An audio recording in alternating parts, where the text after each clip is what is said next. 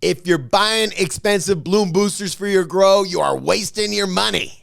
That's what we're going to be talking about in today's episode. But before we do, today's video is brought to you by Real Growers Grow Dots, the easiest way to feed your high-value plants. You mix Grow Dots in once at the beginning of your grow, and they feed your plants all the way to harvest. You don't have to worry about nutrient burn or nutrient lockout. Grow Dots does all the hard work for you. Check them out over at realgrowers.com. And while you're there, use coupon code Scotty420 to get 20% off your first order. Now let's get back to the show. All right, Hi C, come on, man. Grab your credit card. We're going to the grow store. We're going to buy some bloom boosters. All right, I feel lucky because I just got back into growing recently, and I have no idea what bloom boosters are. So treat me like I'm ignorant. What exactly is I hear you joke about them, but I don't know. What is a bloom booster? I would never treat you like you were ignorant, okay? But maybe you just don't understand yet, all right? There's three major building blocks of fertilizer, of plant material: N, P, and K, nitrogen, phosphorus, and potassium. Mm-hmm. The nitrogen is associated with green growth. It's, for veg. Yeah, for veg. So when we're in veg, we're doing high nitrogen. Still need plenty of phosphorus and potassium, but the peak is in the nitrogen. Okay, and then for bloom. Yeah, as we switch over to bloom, you want less nitrogen, and you're trying to concentrate on flower production. Flower production, we want more phosphorus and more potassium. Mm-hmm. So lower the and it's a ratio. You just want to lower the nitrogen and increase the phosphorus and potassium ratio. Okay, and so what is a bloom booster? Bloom booster is P and K, phosphorus and potassium. If I say K, K is potassium. Okay, so a P and K booster. Yes. Okay. Yeah, so they'll put the ones I'm thinking of are the powders. They've got these super concentrated powders. Moab, Mother of All Blooms, is one. Powdered Cool Bloom. They're these little, like, maybe 8-ounce containers that you get. Mm-hmm. You're taking a teaspoon and putting a teaspoon into basically 5 gallons of material. So it's basically of nutrient solution. Mm-hmm. So it's basically like 1 mil per gallon, because you're taking that 0-50-30, which is a tremendously strong nutrient solution. 0-50-30, 0 nitrogen, 50 phosphorus, and then 30 potassium. Potassium's at the end. 50 and 30 immediately makes me think I'm going to burn my plants. You are, unless you put in that. That's why you're using like 1 mil per gallon. You know, 1 mil. And by the way, that's probably why they decided to change the formula up. Nobody's getting rich off using 1 mil per gallon, man. Okay.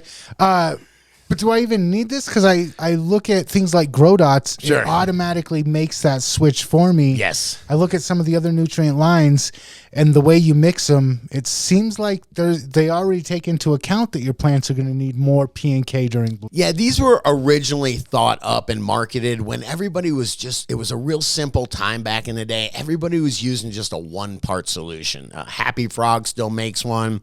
You can take a look. They'll have 10-10-10, just super generic fertilizer.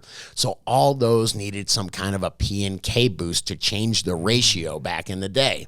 Oh, so it made sense. Because it was 10-10-10 all the way through. So it's the same nutrients all the way through. Yep. So you change the ratio, and it just favors flowering more.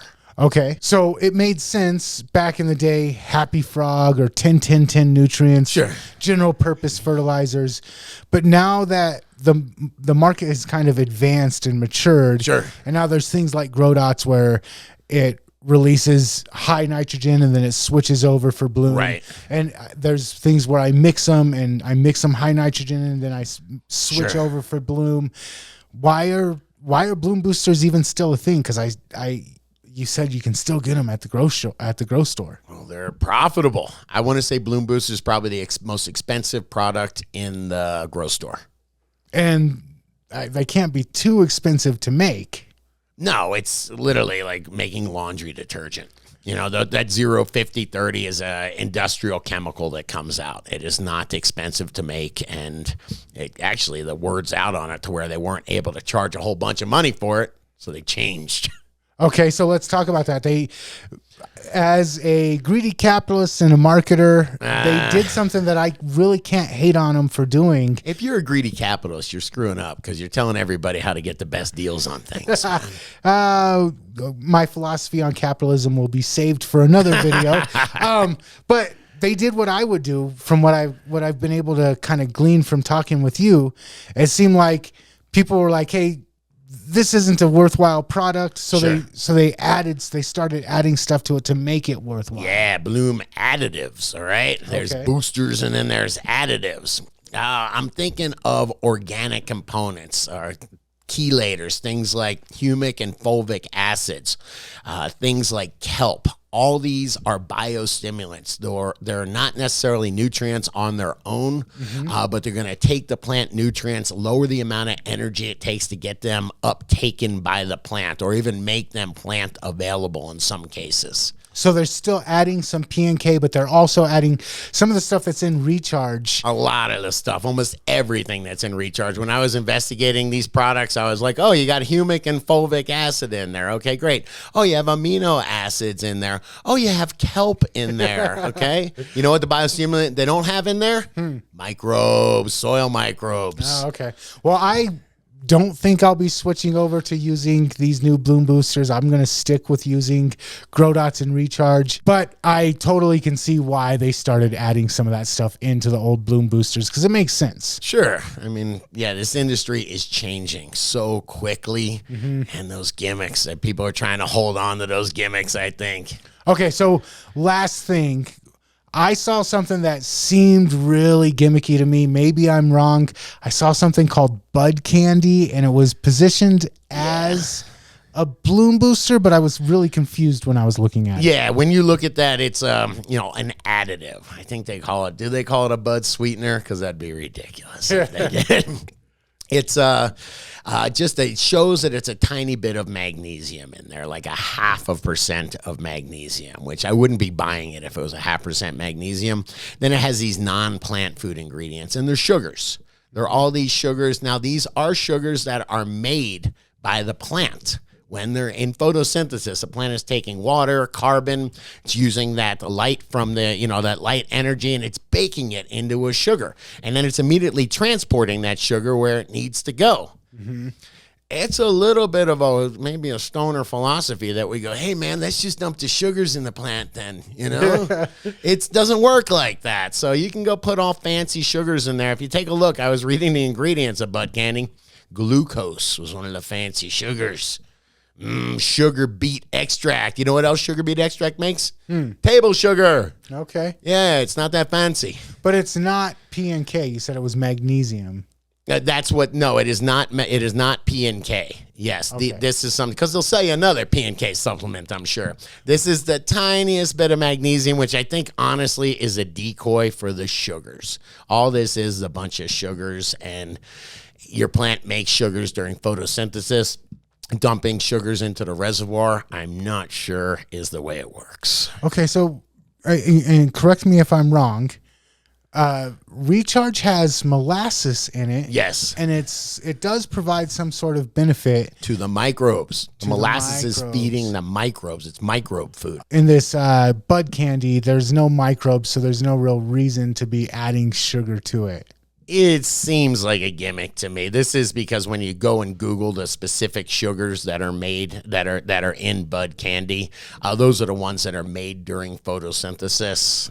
There's a big difference between having your plant cooking with, it's making its carbohydrates with the lights versus just pouring it on. Yeah. Okay. I mean, one is your metabolism is screaming and it's doing what it should do. The other is just sitting on the couch and getting a bunch of sugar water delivered. Hey, there is one exception. There's one company that I like how they do it. Using their PK boosters do make sense. And it was the nutrient that I used before Grow Dots, and that's Canna.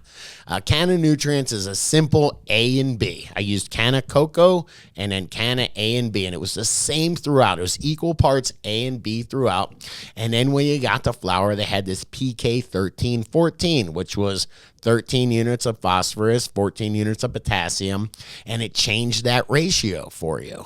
But it was still a very simple. So it was kind of the old idea of having straight through one style of nutrient, and then they have something that you can add in at the end. But it's all supposed to work together. It's designed to work that way. And Bloom Booster's not at the end.